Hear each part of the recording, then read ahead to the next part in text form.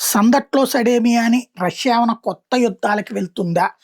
ఎందుకంటే ఇప్పుడు అమెరికా ఏం పీకలేదు. ఉక్రెయిన్ ఫెయిల్ అయ్యింది. ఉక్రెయిన్ ఓడిపోయినటువంటి సందర్భం. అట్లాగని ఉక్రెయిన్‌ని ఆక్రమించుకోవడం అయితే సాధ్యం కాలేదు. రష్యాకి కానీ ఉక్రెయిన్‌లో ఉన్నటువంటి డొనెట్స్క్, లుహాన్స్క్, జపోరిజియా, ఖెర్సన్ ప్రాంతాలు మాత్రం ఆక్రమించుకోలేదు. మిగతా ప్రదేశాన్ని అట్లా వదిలేసేసి ఇజ్జాలు వీళ్ళకి రష్యన్స్ ఎక్కువ మంది ఉండేటటువంటి ప్లేస్ వీళ్ళ గవర్నర్‌లే ఉన్నారు.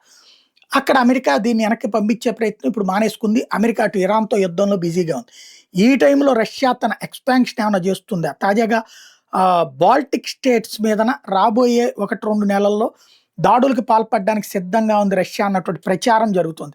లాత్వియా, లిథువేనియా, ఈస్టోనియా ప్రాంతాలలో ఈ దాడులకు సిద్ధంగా ఉంది. మొన్న అప్పుడు 2014లో ఉక్రెయిన్ మీద జరిగినటువంటి తరహాలోనే రష్యా చేయబోతుందంటూ సోషల్ మీడియాలో ప్రొజెక్షన్ జరుగుతోంది. ఫ్లాగులు, కొత్త ఫ్లాగులు, రష్యాతో కలిపి ఉన్నటువంటి ఫ్లాగుల్ని ఏర్పాటు చేస్తూ కొంతమంది సాగిస్తున్నటువంటి ప్రచారంతో ఈ చర్చ నడుస్తోంది.